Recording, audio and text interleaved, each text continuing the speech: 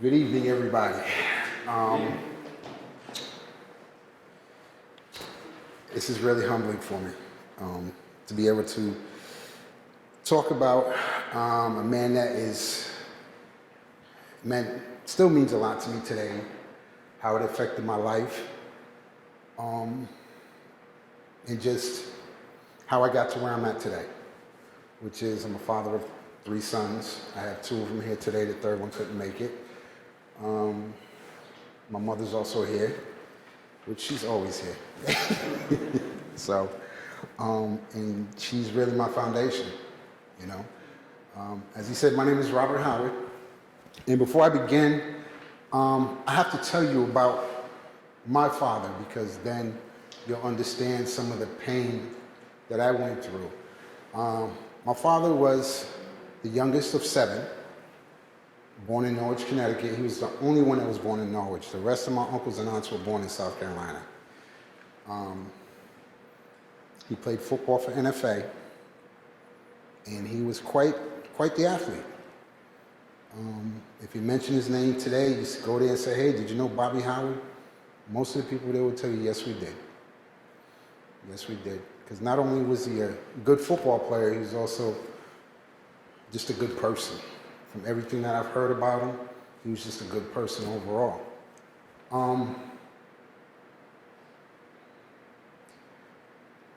So, you know, his senior year, he was voted the best athlete in the class.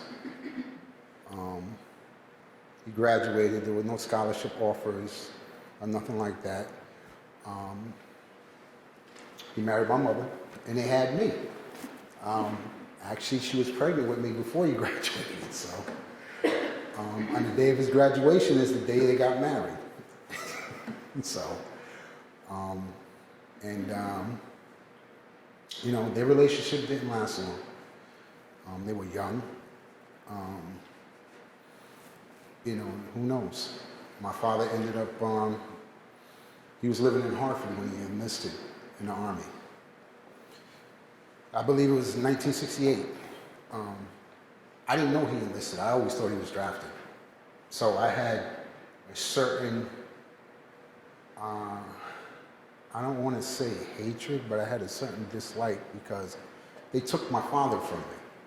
They took him from me. As far as I was concerned, they took him from me. It wasn't until I got older that I realized, you know, more things. And it was,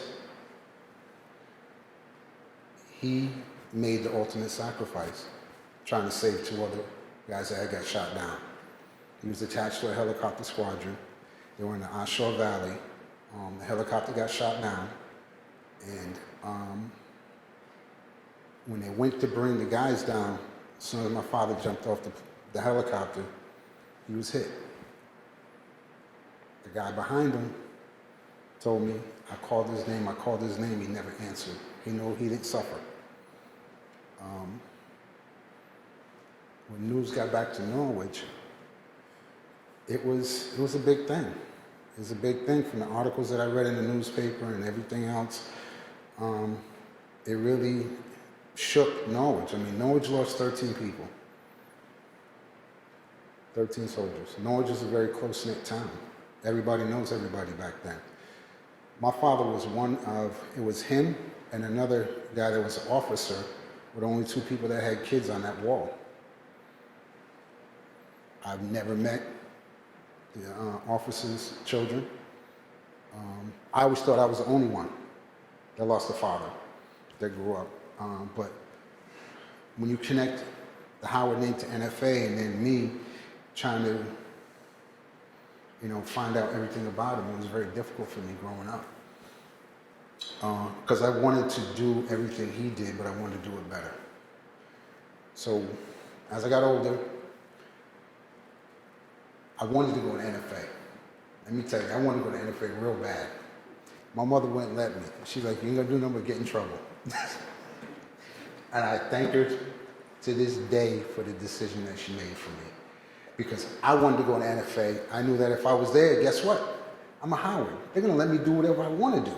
You know, play sports, do everything else. I'm gonna relive that Howard name. I'm gonna be better than my father. I even tried to flunk the exam to get into St. Bernard's. Don't tell nobody, coach. I ended up passing it anyways. So here I am, St. Bernard's.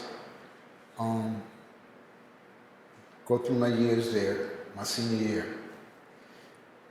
I made up my mind that I was gonna break all my father's best. Nobody else knew about it. My father rushed for like 800 yards, scored 11 touchdowns. He actually was tied in the CDC for scoring. So my goal was to do better than he did. That's what I needed to do. In order to make him proud, I had to carry that weight. I had to do better than him. Well, started off slow, but I started to pick up momentum. We played against Ledyard. I think I had 100 yards against Ledyard.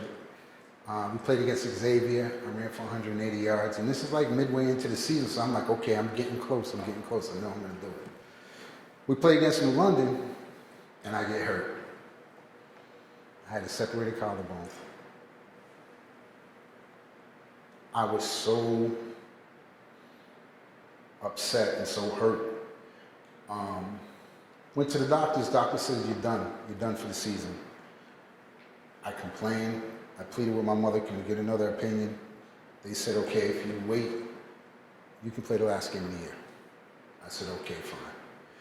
One of the coaches on St. Bernard's, Bob DeMars, knew my father, played with him. So I think he kind of knew a little bit, but nobody knew about the goals I had set for myself, for this burden that I was carrying, which was trying to be better than my father. What happened was, I played the last game of the year, played against NFA. It was just like, wow, I'm playing against his alma mater. And the announcer for NFA knew it. He's like, oh, Bobby Howard's son's playing today. I'm like, hold up, this man's been going since 1969. We playing football in 82 and you're still talking about him. I'm like, wow, what did he do, you know, that made people remember him for such? And I ended up getting hurt again. And it was okay. I thought it was okay. But honestly, that was my breaking point in my life, is when I got hurt. Because from that point on, I basically just went along with whatever. I went to college, went to Howard University, because I thought the school was named after my father when I was a little kid. I'm not lying. My mother had it in her blue phone book. You remember them phone books you used to have the address, name, and everything else before we got cell phones? But she had it in there. I was like, wow, they must have named the school after my father, so that's where I'm going. You know, went down there. I had some things that happened to me. Ended up going to jail briefly for something that I did not do. But it was all just traumatizing to me. But at that point in my life, I really didn't care. I really didn't care. I came back to Norwich, New London, and that's where everything just started. My downward spiral started. I got involved with drugs, real bad. Not only selling, but using to support my habit. Because I just didn't care. You know, I didn't live up to my father's dream because I thought that's what he would want me to do. My father died on June 10th, 1969. He was 24 years old. On June 8th, 1989, I had a seizure and almost died.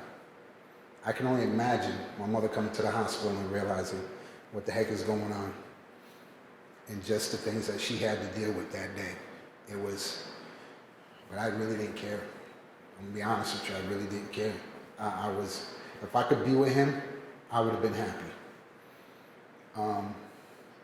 On June 10th, my father was being inducted into the Norwich Sports Hall of Fame. When they announced his name, there wasn't a dry eye in the room, and there was somewhere upward around 300 people in that room. And I'm going up there and I'm like, what do you want me to tell you? I didn't know the man.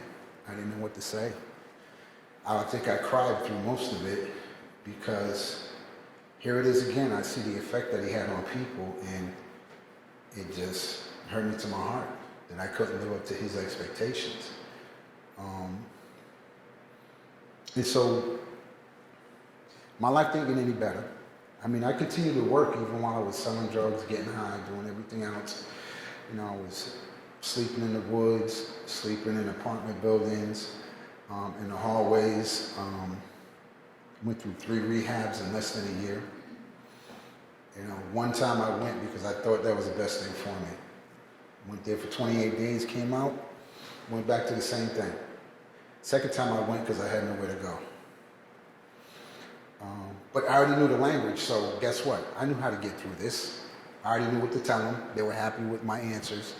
So I did another 28 days, came out, and went back to the same thing. So later on, in '89, and by that time my mother had she had to protect herself. So she gave me what you call tough love. She was like, listen, you can't be here. You know, it wasn't, I wasn't hurting anybody directly, but I was hurting my family indirectly because of the things that I was doing. And I was the oldest grandson, so I had cousins that looked up to me, and just, you know, she's like, when you're ready to get your life together, then call me. So it was one morning, it was early in the morning. I just had enough. I was tired. I was beat up. I couldn't do it anymore. I called her. I said, Mom, I'm ready. I'm ready. I'm really ready. And she told me, she said, stay right where you're at. I told her where I was. And a van comes out of New York and picks me up. Don't pass go, don't collect $200. They took me straight to New York. I was like, oh my God, where am I going? So I ended up in New York at Alms Acres. And my first counselor, I was like, oh God, this is a pushover. I'm still not into it. Then they said, listen, I went to a meeting. They said, oh, your counselor's changed. I was like, who? They said, Ron Smith. I was like, who the hell is Ron Smith? Everybody just got real quiet in the room. I was like, who's Ron Smith? He's about 6'4", about 260. Mean looking guy. And when I met him, I was like, oh my God. But this is what I needed. This is what I needed. He set me straight. He told me, sit down, shut up. He said, evidently, if you're in front of me, you don't know what you're doing. And I didn't. And you know, when I was in New York, you know, my mother came to see me. My aunt came to see me. Me and my aunt were like brother and sister. So when she came to see me, that meant a lot. I ended up only doing, I think it was 18 days because the insurance had ran out. So they're getting ready to kick me out, and I was like, Mom, I can't come back to New London. If you send me back to New London, it's gonna happen all over again. I already knew it. I was scared. I'm not scared of too many things in life, but this time I was actually scared. I was like, I can't go back to New London.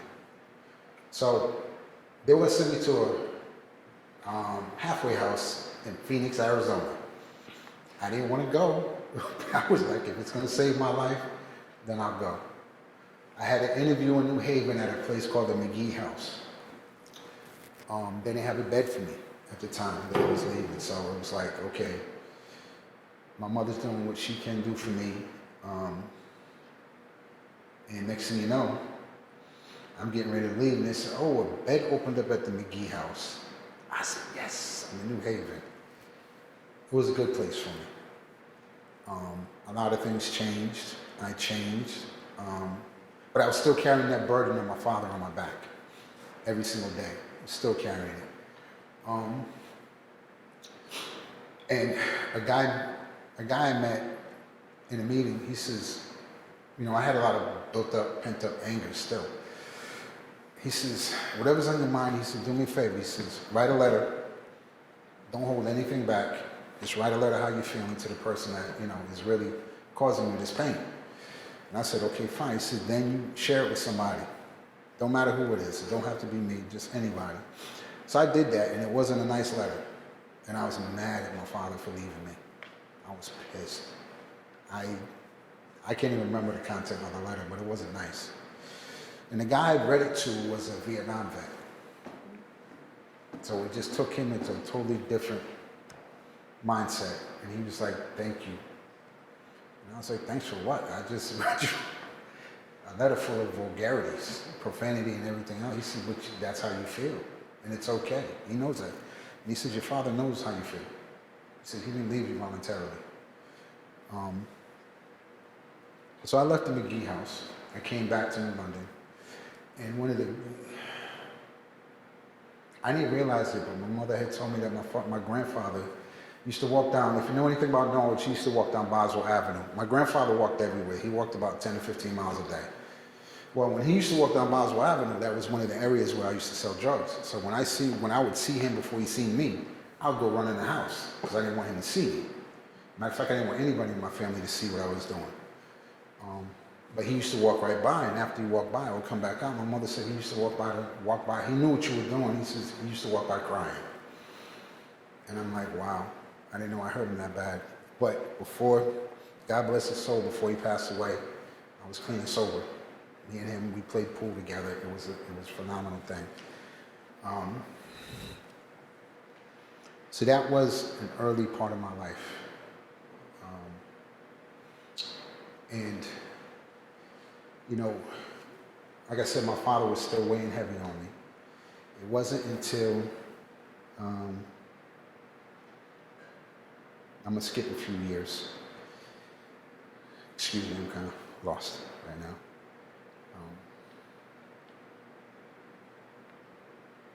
So that was about 1990 that I started getting clean and sober. Well, Tom Burke, who's been always in my life, he's always been that guardian angel. Never knew he knew my father until the day of the dedication of the Norwich Vietnam Memorial, when he asked me to be the one to speak, and I was like, huh? But I appreciated that, and I love you for that, and I love you for always being there for me. But that was a big thing, and I still couldn't get my father off my back. You know, I used to walk around with a medallion that had his picture on it, and I never took it off. I would play flag football. One day I lost it playing flag football, and I didn't go to work for a couple of days until I found it, because I told him I wasn't right. We're going to fast forward to 2003.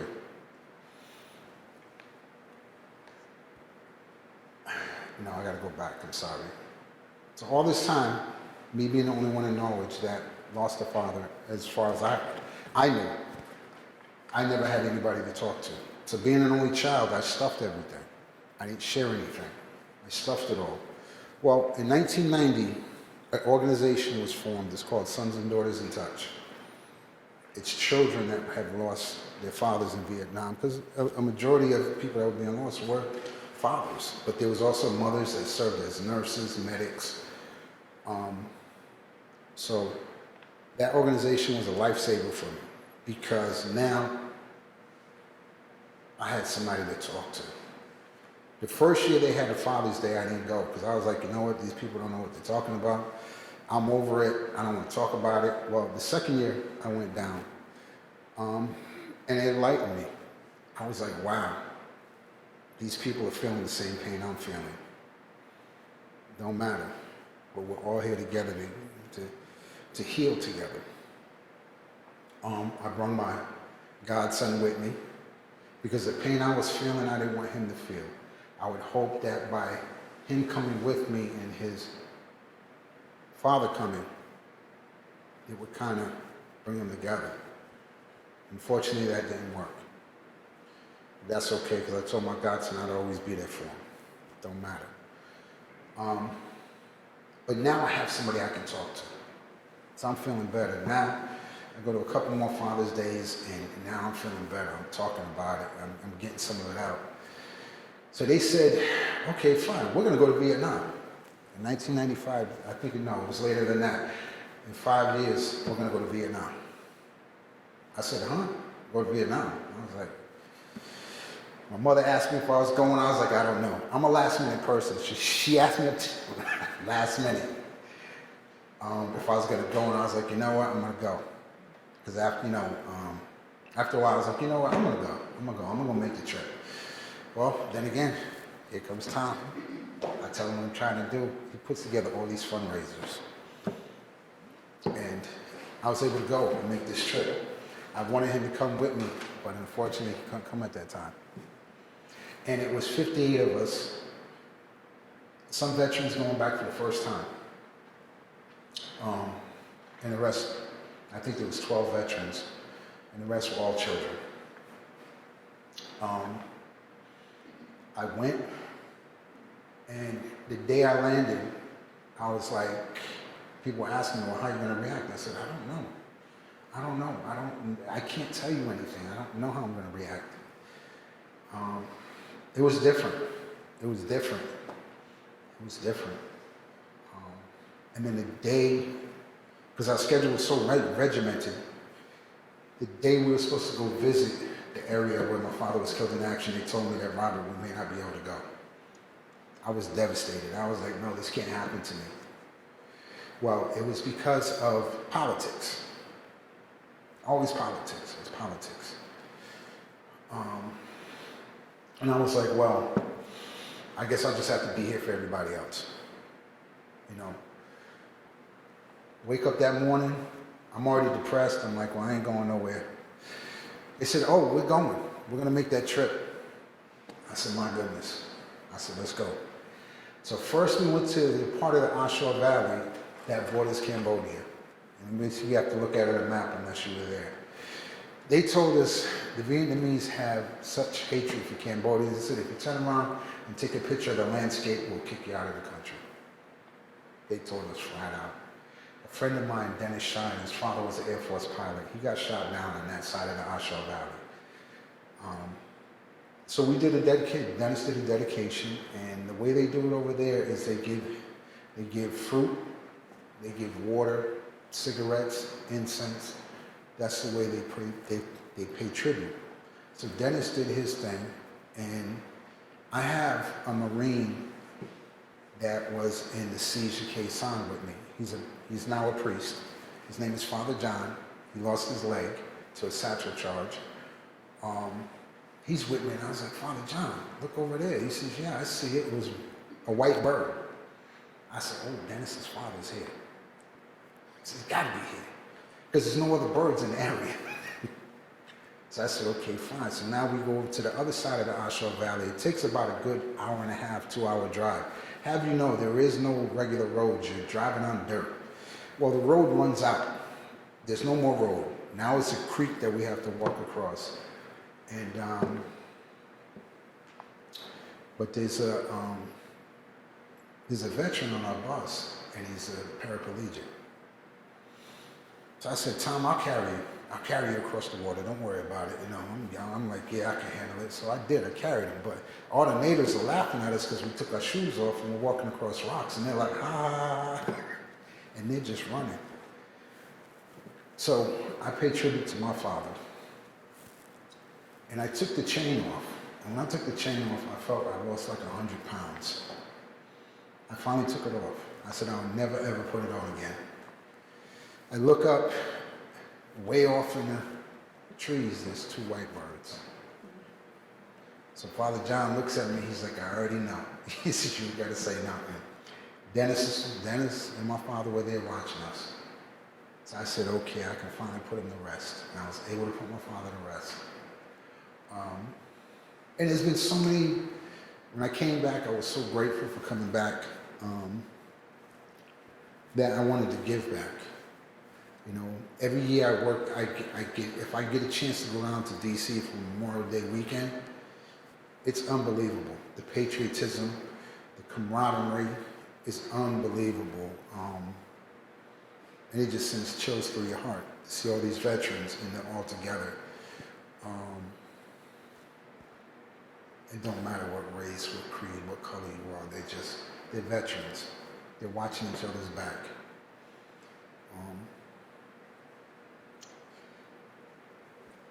So I go to DC and I meet a family.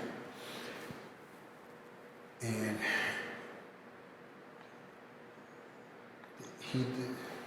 the son and the daughter and the wife had lost their father in Afghanistan. The son was about 10 years old. His name was Cameron. And I got to sit and have dinner with him. And I said, you know, And his mother was telling me about it. I said, well, I said, it took me 33 years to put my father to rest.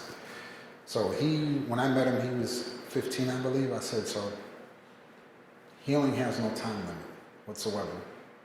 It could be once a day, it could be once a week. It has no time limit. I said, when he's ready to talk to me, he's ready to start healing. Because she said that Cameron's never cried for his father. He's never talked about it, never cried. So I met Cameron, talked to him for a little bit. I didn't ask him any questions. I said, hey, listen, when it's your time, it's your time. That's all. There's no time limit on healing. But just know that your father loved you and that you got to spend some quality time with him. By the end of the 3-day trip, his mother came to me. She said, Cameron finally cried for the first time in his life about his father. And I felt good. I was like, wow, I did something.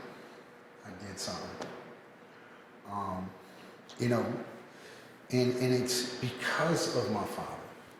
So all the pain that I went through because of him, and it wasn't, he didn't do it purposely, but there's a reason for everything in life.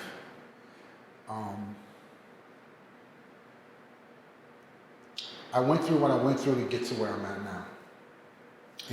I've met the president. I had breakfast with the president. I've met one of the most impressive people that I met was Colin Powell. Unbelievable man. Just speaking to him. And without my father, I never would have met him.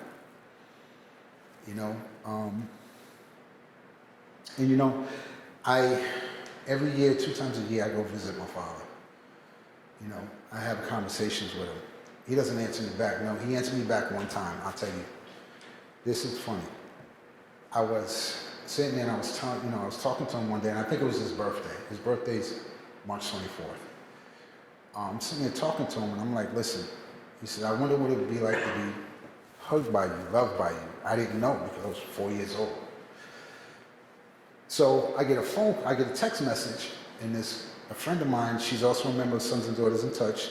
They were doing a documentary, and it's like, Robert, we got a picture that we want to use of you. I said, yeah, whatever, just go ahead and use it. She said, no, I have to send it to you. Make sure it's okay and everything else. I said, okay, fine. Send it to me. So she sends it to me. And how many people remember the rocking horses that were suspended by the springs? You remember those? Okay. Now, my father wasn't a big man. I'm on the rocking horse. My father's on the rocking horse hugging me, holding me. I said, oh my God. I said, you're not doing this to me. I can't stand you right now. I told him. I was like, I asked him for something and I got it. And I called the girl up. I was like, you know what? I was just talking about my father hugging me and everything else, and you send me this picture of him hugging me? I was like, nah, that coincidences like that just don't happen.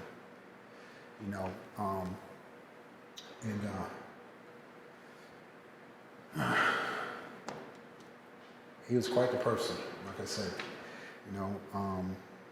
I'm standing here today because of him. Being able to share my story. He's made me the best father I could be.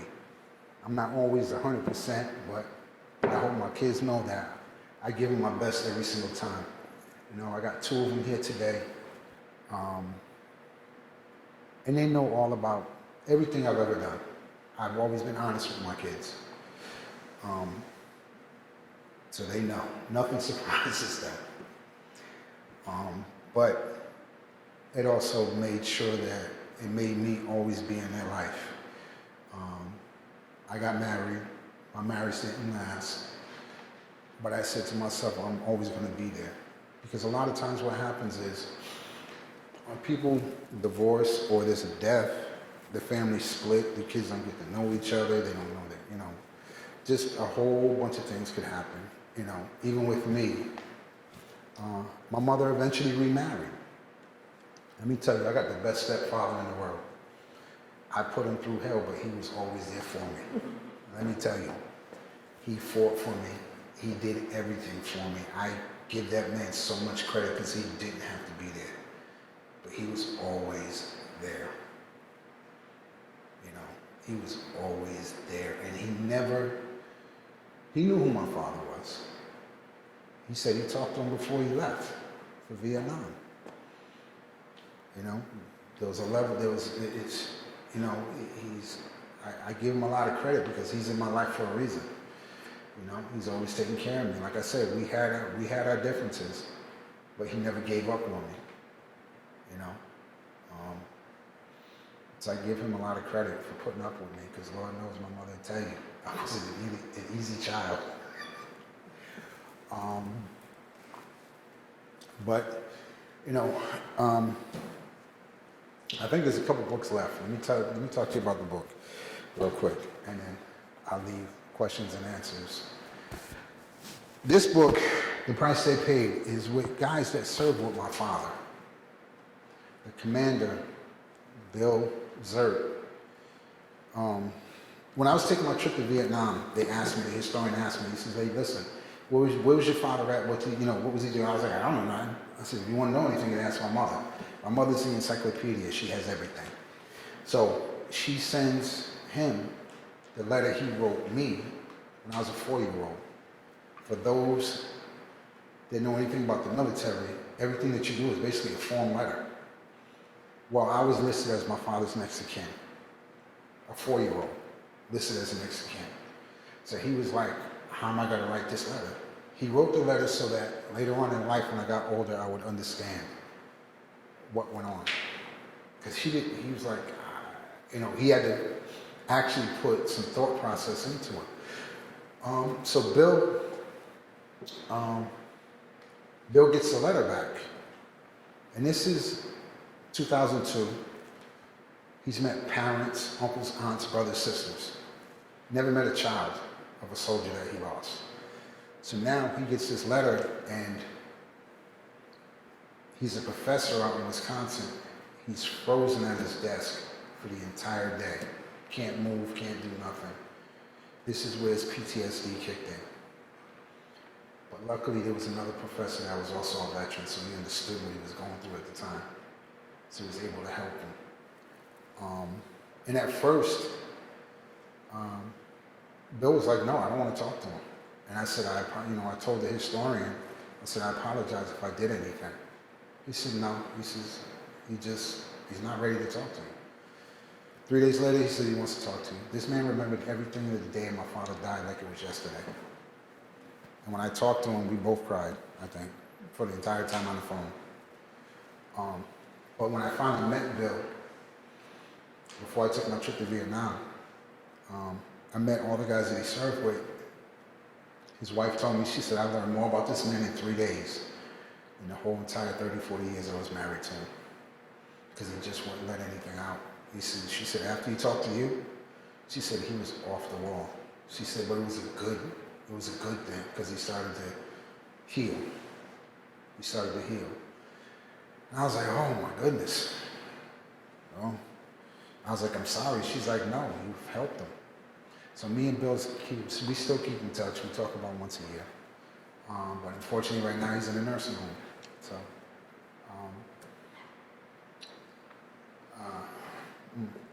but back to the book, when they talked to Bill, when the writer originally talked to Bill, Bill made it a point to say, hey, listen, you need to talk to Robert Howard.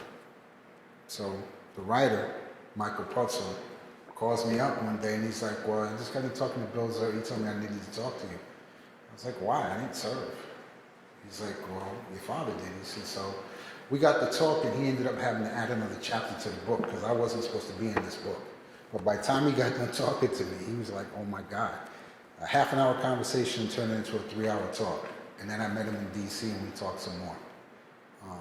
So I got the honor of being involved in being included in the book. And I am considered the next generation. I'm a Gold Star child. I'm sure everybody's heard of Gold Star mothers. Well, I'm a Gold Star child. A lot of times what happens is we're not really thought about. The Gold Star mothers take the forefront, and there's nothing wrong with that. That's okay, but the kids also go through changes. But now the military has, they have TAPS. They have so many programs for the kids, which is phenomenal because there was no programs for me when I was coming up. There was none. There was none. And being one of 2 families, that lost somebody in Vietnam, I couldn't identify with anybody, and nobody could identify with me. Now I have a whole organization. Like I said, Sons and Daughters in Touch, they're phenomenal. They're phenomenal. With that being said, I want to say, my life has been up and down. It's more up than down now. One of the main reasons I was able to turn my life around was because of the foundation I was given.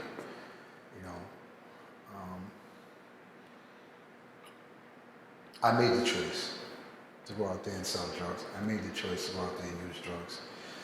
My family structure was unbelievable. But I made the choice, the conscious choice to do this and do that. And the only reason I was able to turn my life around is because my mother taught me the difference between right and wrong. She's always been my foundation. She's always been my rock. And I love you for that. I really appreciate that, And now I just, I watch my kids grow.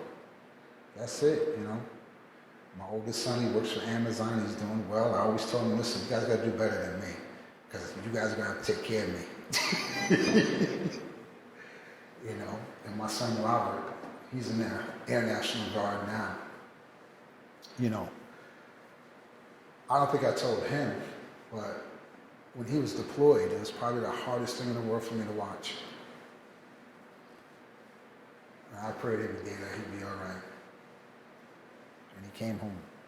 I sent him enough stuff. Let me tell you, I sent him care packages every 10 days. But with that being said, I thank you for allowing me to share today. I hope and pray that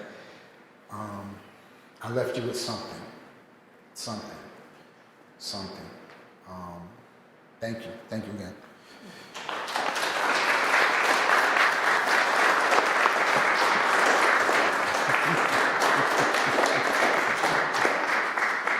Great job. You try. You're a copyright game dog. Love it. Love you too. So I'm available for questions. Any questions? None. That's a good thing, I think. I have a question for you. You feel that Sons and Daughters in Touch, being that it was nationwide, opened up so many doors for other kids to communicate, to have meetings, to go on Father's Day when they washed the wall in D.C. at the Vietnam Memorial, that was important in helping everyone come together? I honestly believe, because it's kids that have a common core, they have a common bond. Washing that wall is phenomenal because it gives it a rainbow that you've never seen before. I don't know if how many people have been to the wall, but what's amazing about it, and if you probably didn't even think about it, is that when you go to the wall, you see a lot of things that are in the little gullies and stuff like that.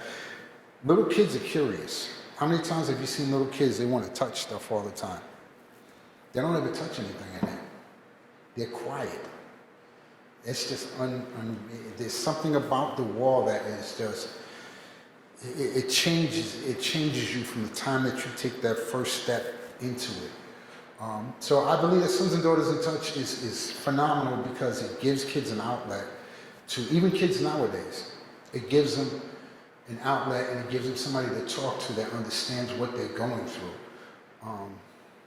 It's like NA and AA, some of the self-help groups that are out there, I didn't have that growing up. And when Sons and Daughters came about, at first I was kind of reluctant because I was like, I don't want to hear about their problems. I got my own problems. What do I want to hear about their problems for? And then you get past that and you realize that, it's Sons and Daughters in Touch is not only for kids. We have a lot of veterans that say, hey, listen, I served with such and such. So all of a sudden they form a bond with, maybe they lost a friend there, but now they're meeting their kids for the first time. So they have something they can share. It works both ways. It works both ways. We welcome everybody. Everybody.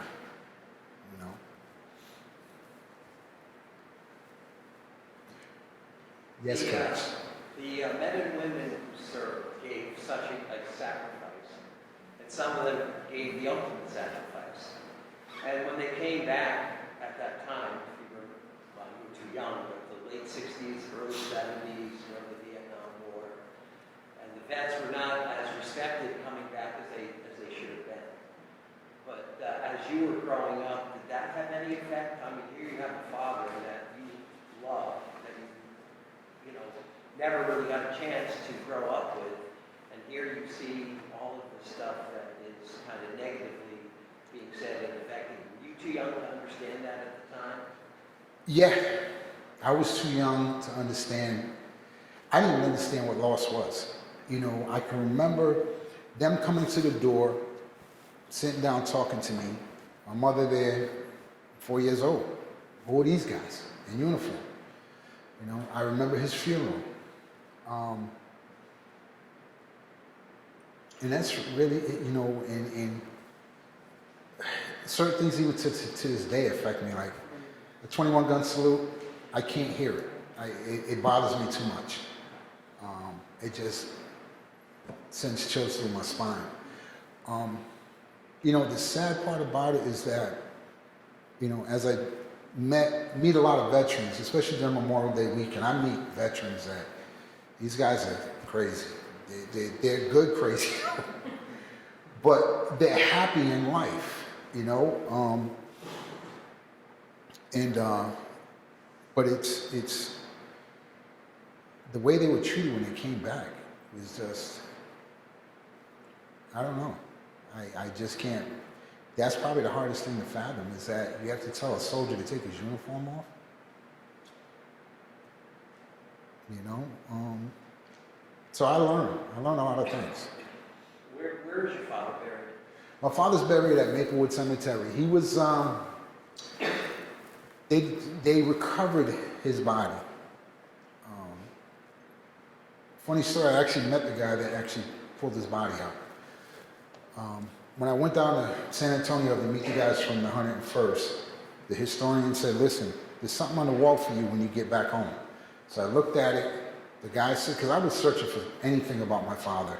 I used to put stuff on message boards and stuff like that. So the guy says, I remember everything that you put down there. He says, this is haunting me ever since I came back from Vietnam. I remember carrying this young African-American male, carrying his body out. So I called him up, I said, thank you. He said, you know, we talked for a little bit.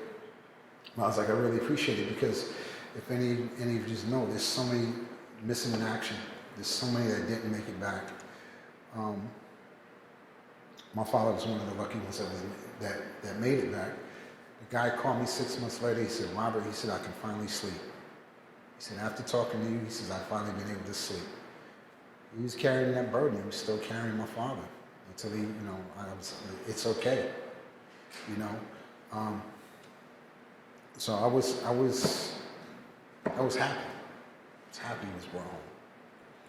You know? Yes. So although you had difficulties in your life, as many of us do, did you have feelings of wanting to go into the service at any time? Were you against it, or what was your mind? That was I was in the service for a very short period of time. I hated the service because of what had happened to my father. Like I said, I was very young. I didn't understand everything. So I was just, but I joined the service because I came back from school and everybody's like, you need to do something, you need to do something. Constantly hearing that, I was like, you know what, I'm just gonna join the Air Force. I joined the Air Force realizing I was 22 when I went into the Air Force, so a lot of things that they do work with an 18-year-old, but not with somebody that's been away from home before. And just some of the behaviors that they carry, I was like, no, that's not gonna work with me. It's not gonna work with me. You respect me, I respect you. I've always been a person, I respect the person, not the title. And that got me into a little bit of trouble, but you know, I respect the individual for who they are, not because you wear some title that says, I'm supposed to. So I ended up getting an entry-level separation, which meant if I chose to go back in, I could go back in. But I left on good terms. But it wasn't for me because I had too much animosity built up, and it wouldn't have ended in a good way. I honestly don't believe it would have, you know.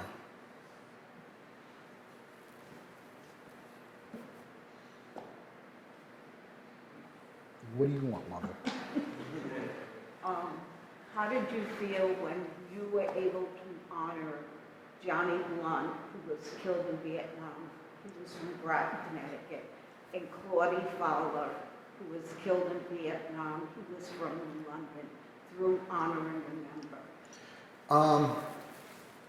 I felt good, especially with Claudie Fowler.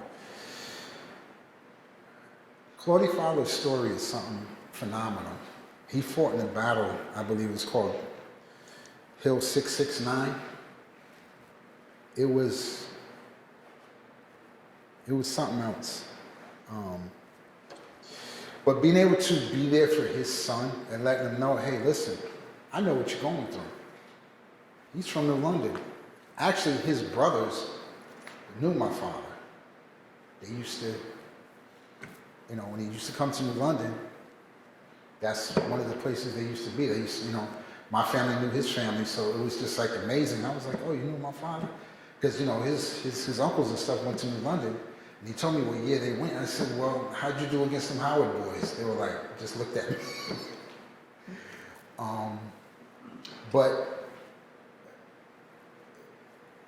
being able to meet Dion, which is Claudie's son, and being able to talk to him and let him know, hey, listen, there's an organization out there that can help you get any information that you need about your father.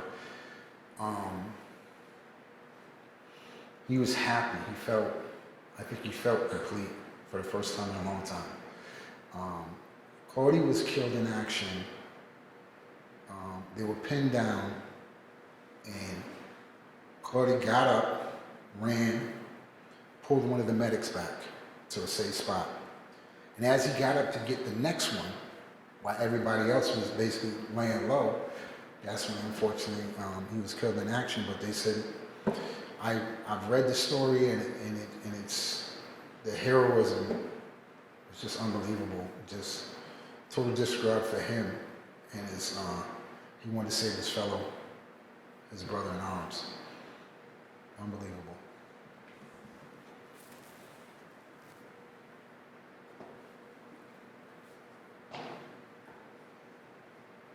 Anybody else?